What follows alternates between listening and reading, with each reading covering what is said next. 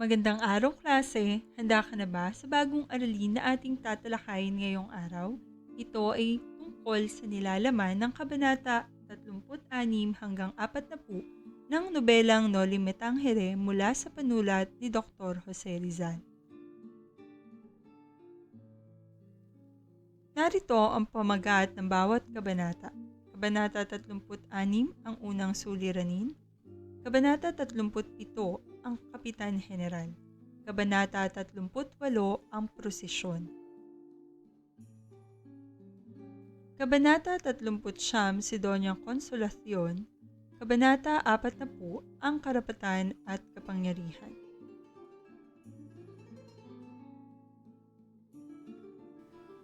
Ngunit bago tayo dumako sa aralin na ating tatalakayin ngayong araw, ay ihanda mo muna ang iyong kwaderno, panulat, at magtala ng mga mahahalagang impormasyong iyong matututuhan sa ating aralin. Narito ang nilalaman ng ating aralin.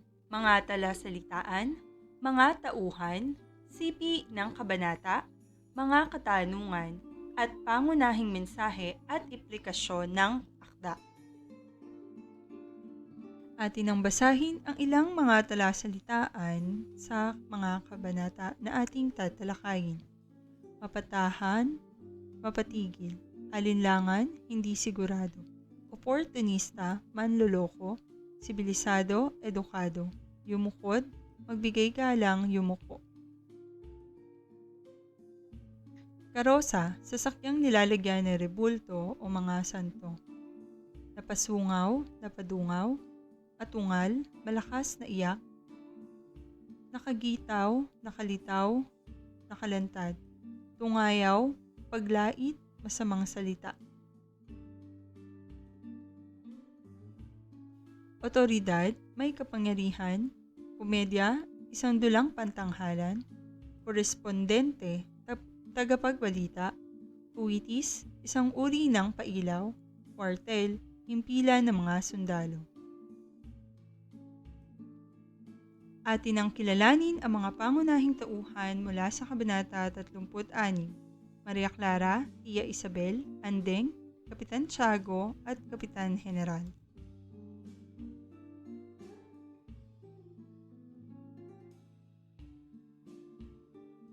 Dumating nang walang abiso ang Kapitan General sa bayan nila Kapitan Tiago kung kaya't naging aligaga ang lahat.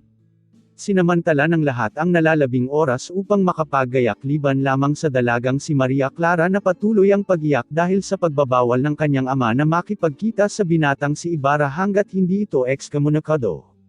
Sinabi ng tiya ng dalaga na maaring sumulat sa papa at magbigay ng malaking halaga upang mapawalang bisa ang paratang. Si Andeng naman ang gagawa ng paraan upang magkausap ang dalawa. Dumating naman si Kapitan Tiago sa kumbento at sinabi ang desisyon ni Padre Damaso sa dalaga at ang tangka nitong paninira ng kasal ng dalawa. Ipinag-utos naman ni Padre Sib Ayla na huwag nang tanggapin sa kanilang pamamahay si Ibarra. Maski na rin ang utang na 50,000 piso ay hindi raw marapat bayaran dahil ito ay may kapalit na kamatayan sa impyerno. Lalong nalungkot ang damdamin ni Maria sa mga narinig. Inolo ni Kapitan Tiago ang anak at sinabing si Padre Damaso ay may ipapakilalang binata na galing rin sa Europa. Natakot ang dalaga at ang kanyang tiya ay nagalit sa kapitan at sinabihan itong ang kat-aipan ay hindi dapat itulad sa damit na madaling palitan. Taliwas rin ang desisyon ni Kapitan Tiago sa iminungkahi ni Tia Isabel na sulatan nito ang arsobispo. Ayon kay Kapitan Tiago ay di nito pakikinggan at ang tangi lamang nitong paniniwalaan ay ang desisyon lamang ng mga pari. Matapos nito ay nagsibalik na sa paghahanda sa bahay ang kapitan at si Maria ay pumasok na sa kanyang silid. Ilang sandali pa'y dumating na rin ang Kapitan General at dinumog na rin ang bahay ni Kapitan Tiago ng mga panauhin taimtim na nagdarasal si Maria nang siya ay pasukin ni Tia Isabel dahil ipinatatawag daw ito ng Kapitan General. Sumunod naman ang dalaga. Alam mo ba, upang maging kapanapanabik ang anumang salaysay, kailangang maramdaman ng bumabasa ang tensyon dito. Nagkakaroon ng tensyon kapag nagpasok ang may akda ng suliranin sa kanyang salaysay. Nakalilikha naman ng suliranin sa salaysay ng tunggalian. banggaan ng mga naglalaban ng interes o ng magkasalungat na personalidad ng mga tauhan. Dito, inaasahang may mangyayaring malaking aksyon, pangyayaring may sanhi at bunga na nagpapasabik sa mambabasa hanggat hindi nagkakaroon ng resulta ang banggaan ng mga interes o personalidad. Mananatiling nasa kasabikan ang mga mambabasa. Kaya nangyari na ang aksyon at nalinawan na ang mga bunga. Kalutasan ng suliranin. Papayapa na ang tensyon sa panig ng mambabasa. Mga katanungan. Una, bakit maghapong umiyak si Maria Clara ng araw na iyon? 2, paano siya inaliw ni Tia Isabel at Andeng? 3, kung ikaw si Maria, ano ang pipiliin mo? Ang pinakamamahal mong tao o ang kaligtasan ng iyong ama? Huli, paano ipinakita sa kabanatang ito na tunay na makapangyarihan ang mga prayle noon? Basahin na natin ang mensahe at implikasyon ng Kabanata 36. Pinakita ang unang epekto ng tunggaliang naganap sa pagitan ni Ibarra at ni Padre Damaso, kung saan ang pinaka-naapektuhan ay si Maria Clara sapagkat malapit siya sa dalawa. Pinakita din na tunay na makapangyarihan ng mga prayle noon dahil na rin sa ginawang pagbabanta ni Padre Damaso kay Kapitan Tiago. Sa kabanatang ito ay tahasang sinabi ni Kapitan Tiago na layuan na ni Ibarra o si Ibarra dahil na rin sa kagustuhan ni Padre Damaso. Atin ang kilalanin ang mga pangunahing tauhan sa Kabanata 37. Si Maria Clara, Tia Isabel, Crisostomo Ibarra, Kapitan Tiago, mga prayle at Kapitan General.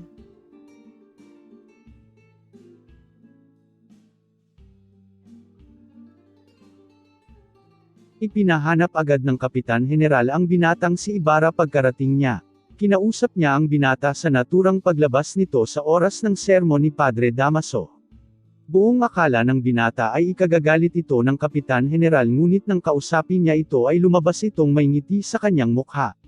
Kilalang ang Kapitan General na may oras lagi sa katarungan. Sumunod na kinausap ng Kapitan General ang mga pari. Gumalang ito sa pamamagitan ng pagyuko liban kay Padre Cibola, samantalang si Padre Salvi naman ay halos mabali na ang baywang sa pagkakayuko. Nagkaroon ng karamdaman si Padre Damaso kaya't hindi ito nakasama. Sumunod na nagbigay galang sina Kapitan Tiago at Maria Clara.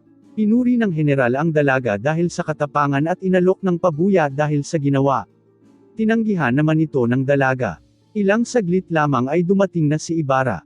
Bago pa lamang kausapin ng General ang binata ay pinaalalahanan na siya ni Padre Salvi na excommunicado ang binata.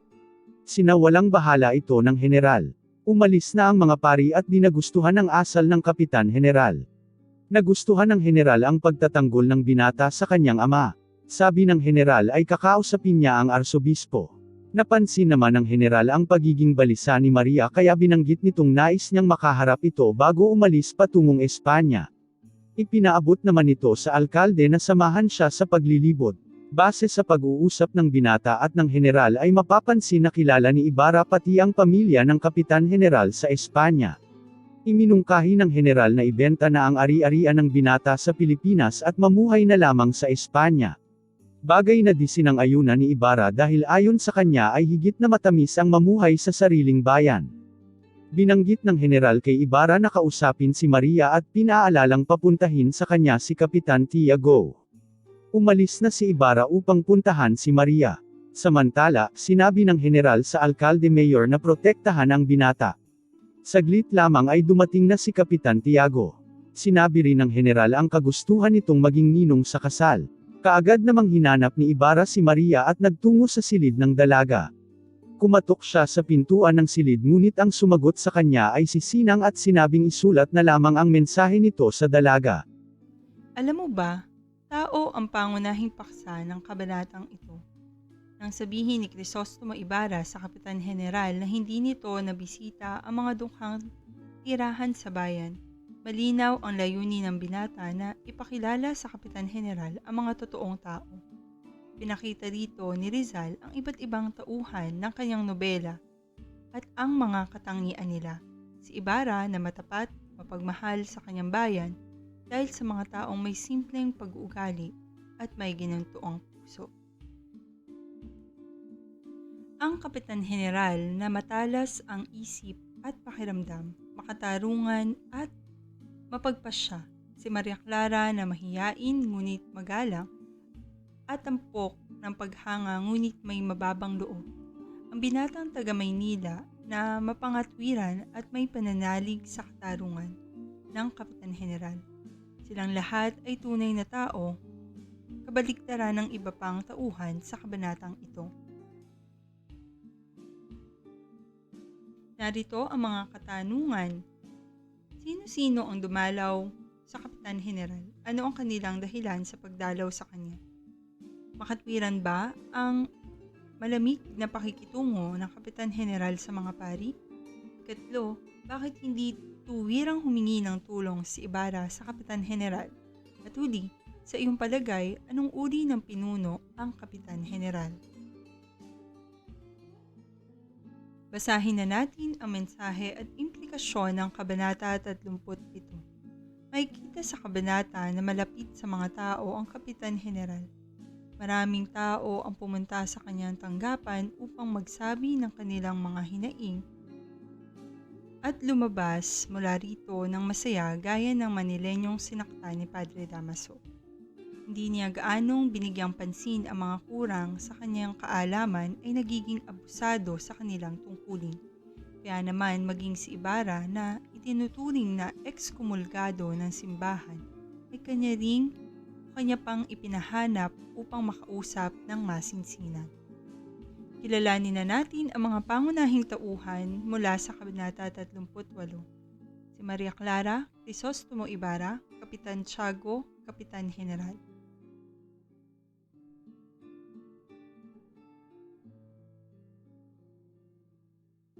Ang pagtunog ng kampana at paputok ay signos ng pagsisimula ng prosesyon. Ang mga nakikiisa ay may dalang kandila at parol. Para sa mga santong sina San Juan Bautista, San Francisco, Santa Maria Magdalena, San Diego de Alcala at Mahal na Birhen ang isasagawang prosesyon. Hinihila ng 6 na Hermano Tercero ang kapro ni San Diego. Naglalakad ng magkasama ang Kapitan General, mga kagawad, Kapitan Tiago, Alkalde, Alperes at Ibarra na napilitan lamang sumama dahil sa imbitasyon sa kanya ng General. Inihinto ang mga karo at andas ng mga santo sa tapat ng bahay ni Kapitan Tiago kung saan may isang kubol na pagdadarausan ng pagbigkas ng tulang papuri o loa sa pintakasi ng isang bayan. Pinangungunahan ng pila ng prosesyon ng 3 sakristan at sinundan ng guro, mag-aaral at mga batang may dala-dalang parol na papel. Sinimula ng pagpupuri sa wikang Latin, Kastila at Tagalog ng ang isang batang lalaki na may pakpak, nakabotang pang-abayo, nakabanda at may bigkis ang umusbong. Sumunod naman ang awitin ni Maria Clara ng Ave Maria kung saan lahat ay nabighani nito. Dama naman ni Ibarra ang dalamhati ng dalaga. Napukaw ang atensyon ni Ibarra nang ito ay kausapin ng Kapitan General tungkol sa imbitasyong makasama siya sa pagkain. Kung saan kanilang pag-usapan ang pagkawala ng 2 batang sakristan na sina Crispin at Basilio. Alam mo ba, malalim ang mga ugat ng tradisyon ng pananampalataya na nalinang ng mga Espanyol sa Pilipinas. Matutukoy dito ang lowa, isang anyo ng tulang papuri sa patron ng bayang nagdaraos ng kapistahan. Binibigkas ito sa Latin, Espanyol, Tagalog at iba pang katutubong wika. Sa paglibot ng prosesyon sa pangunahing mga kalye ng bayan, tumitigil ang mga santo sa paligid ng isang entablado na inihanda ng pamilyang may miyembro na karaniwang pinagbibigkas ng lowa. Pagkatapos ng pagbigkas, magpapatuloy ang prosesyon na hahantong sa isang misa sa simbahan. Mga katanungan. Una, sino-sino ang dumalo o nanood sa prosesyon? Ilarawan ang bawat isa. Ikalawa, sumasang-ayon ka ba sa ganitong gawain o pagdiriwang? Ikatlo, nakikita mo pa rin ba sa kasalukuyan ang mga ganitong uri ng gawain? At huli, bakit nakadama ng pangamba si Ibarra ng gabing iyon? Atin ang basahin ang mensahe at implikasyon ng Kabanata 38. Ang paglalarawan sa isang akda tulad ng kabanatang ito ay nakabubuo ng imahe, atmosfera, pananaw at sitwasyon. Sa kabanatang ito, inilarawan si San Juan na nagmukhang kaawa-awa.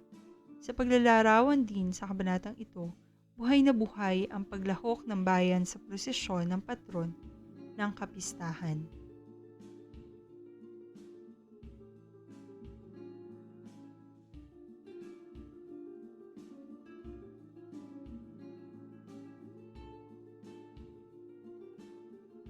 Nakalilikha rin ng paglalarawan ng pananaw na kabalintunaan tulad ng pamamalo na makapagliligtas umano ng kaluluwa. Sa paglalarawan naman ng gayak ng isang batang lalaki na tulad ng suot ng alkalde mayor, nabuo naman ang isang kahangahangang sitwasyon na maaaring ikatuwa o ikainis ng ginaya.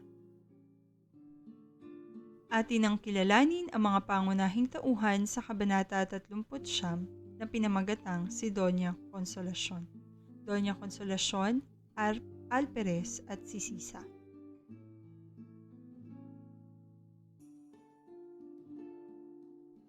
Kabanata 39, si Doña Consolacion. Asawa ng Alperes si Doña Consolacion na nagpipilit magmukhang banyaga sa pamamagitan ng kolorete sa mukha at pagsasalita sa wikang Kastila. Lubhang mataas ang tingin nito sa kanyang sarili at tingin niya ay mas kaakit-akit siya kaysa Maria Clara. Si Doña Consolacion ay dating labandera na nakapag-asawa ng isang kawal na naging Alperes, ngunit ang ugali nito ay tulad sa mga mal-edukado. Sa araw na iyon ay iniutos ng Donya na ipasara ang kanilang bahay sa kabila ng kaalaman na tatapat ang prosesyon sa kanila. Buong araw siyang galit sa asawa sa di pagpayag sa pagsisimba. Alam niya rin naman na ikinahihiya siya ng asawa bukod pa ang hayagang pag-alipusta at pagmura nito sa kanya. Nagdidili-dili ang Donya nang marinig ang tinig ni Sisa mula sa kulungan. 2 araw na siyang nakakulong roon. Sa wikang Kastila ay inutusan niya si Sisa na umakyat, ngunit dahil sa hindi niya ito naintindihan ay di niya sinunod ang utos ng Donya.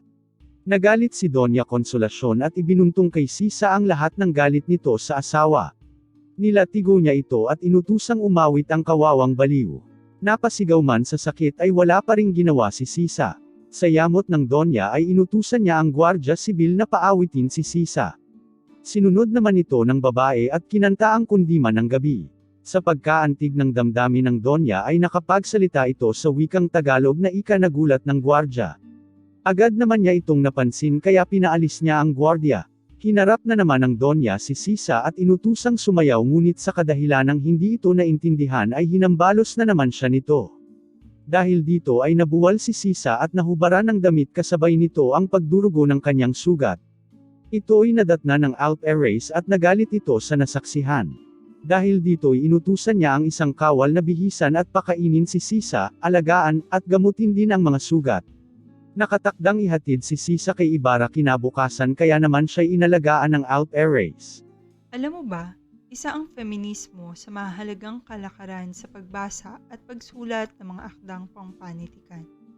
Dito napag-ukulan ng pag-aaral ang patriarkal na pagtingin sa kababaihan o pagpapalagay na mababa ang pagtingin ng lipunan sa mga babae. Sa mahigit na 3 dekada, binago ng pananaw na iyan ang tingin sa kababaihan, kaya nauso ang mga akdang pinakikipaglaban ng mga babaeng tauhan ang kanilang mga karapatan. Halimbawa ng mga karapatang iyan, ang kalayaan sa pagkilos, sa pagsasalita, sa pagpapasya, at sa pagpapaunlad ng sarili. Hindi na ngayon pantahanan lamang ang mga babae. Hindi na bulag sa pagsunod sa kalalakihan at hindi na tinatanggap ang kaab-abang kapalarang sumapit sa kanila. Ang pagbabagong ito sa pananaw sa panitikan ay nakaimpluwensya sa maraming babae, lalo na iyong mga nakapag-aral at nakapagmasid sa mga pagbabago sa kanilang paligid. Mga katanungan. Una, bakit hindi maganda ang pakikitungo ng Alperes sa kanyang asawang si Consolacion? Kalawa, ilarawan ang ginawang pananakit ni Doña Consolacion kay Sisa. Bakit niya ito ginawa sa kaawa-awang babae? 3, ano ang maaaring gawin sa isang taong katulad ni Doña Consolacion? Basahin na natin ang mensahe at implikasyon ng Kabanata 39. Sa araling ito ay ipinakita kung anong uri ng relasyon mayroon ang mag-asawang Doña Consolacion at ang tenyente. Dahil hindi sila magkasundo sa maraming bagay at hindi nila maipadama ang pagmamahal at pag-aalaga sa isa't isa, ay madalas silang mag-away na parang nagsasabong na manok. Ang ganitong senaryo sa pagitan ng mag-asawa ay mahirap matagalan kung magpapatuloy. Mula noon hanggang ngayon ay maraming mag-asawa ang katulad ni na Doña Consolacion at tenyente ang hindi nagkakasundo, kaya naman sa kasalukuyan ay pinag-uusapan kung dapat bang gawing legal ang divorce sa Pilipinas. Pinakita rin sa kabanata na hindi maganda ang ginawang pagmamalupit ni Doña Consolacion sa kapwa niyang babaeng si Sisa. Atin ang kilalanin ang mga pangunahing tauhan sa Kabanata 40. Don Filipo, Pilosopong Tasio, Padre Salvi, Maria Clara, Elias, Crisostomo Ibarra at Tia Isabel.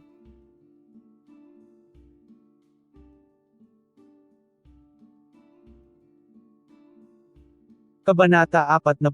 Sinimula na ang pagsisindi ng kwitis sa ika-10 ng gabi at hudyat na ng pagsisimula ng dula. Si Don Filipo ang nangangasiwa nito. Sa oras na iyon ay magkausap ang tenyente at Pilosopo Tasio sa pag-ayaw ng Don sa kanyang tungkulin.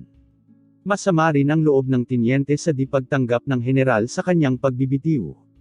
Ilang saglit lamang ay nagsimula na ang palabas ng Crispino de la Comer, na pinangunahan ni Natsia Nanay at Marianito. Lahat ay nakatuon sa dula ngunit si Padre Salvi ay titig lamang kay Maria Clara. Sa ikalawang bahagi na ng dula nakarating si Ibarra. Ang pagdating ay nakatawag sa pansin ng mga pari kaya hiniling ng mga ito kay Don Filipo na paalisin ang binata. Tinutulan naman ito ni Don Filipo dahil higit na mas mataas ang pwesto ng general at malaki ang abuloy ni Ibarra. Umalis ang mga pari sa inis nito. Sumunod naman si Ibarra dahil sa nakaligtaang tipanan. Sinabi nitong babalik bago matapos ang dula. May lumapit na 2 gwardiya sibil kay Don Filipo sa kalagitnaan ng dula at iniuutos na itigil ang palabas dahil hindi makatulog si Doña Consolacion at ang Alperes. Di ito sinunod ni Don Filipo kaya naman nagkaroon ng away. Dahil sa pagtatangkang pagpapatigil sa mga music hero ay hinuli ng mga kwadrilyero sa tribunal ang 2 gwardiya sibil. Paparating na si Ibarra sa mga sandaling iyon at dali-daling hinanap ang dalaga. Kumapit ang dalaga sa bisig ng binata habang si Tia Isabel naman ay nanalangin. Pinagbabato ng mga lalaki ang mga gwardiya.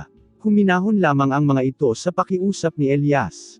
Di nakaligtas sa mga pangyayari sa pagmamanman ni Padre Salvi na ibinalita rin ng kanyang mga tauhan. Pumasok sa isipin ni Padre Salvi na nawala ng malay si Maria Clara at binuhat naman siya ni Ibarra. Sa kaba ay dali-dali itong nagpunta sa pamamahay ni Kapitan Tiago upang makasiguro. Nakahinga lamang siya nang maluwag nang makita niya ang anino ni Maria Clara at Tia Isabel mula sa labas ng bahay ng Kapitan. Alam mo ba, si Don Filipo ay may malayang kaisipan. Pinigulan niya ang mga pwersa sa kanyang lipunan, pagmamalabis ng mga kura at ng mga opisyal ng pamahalaan.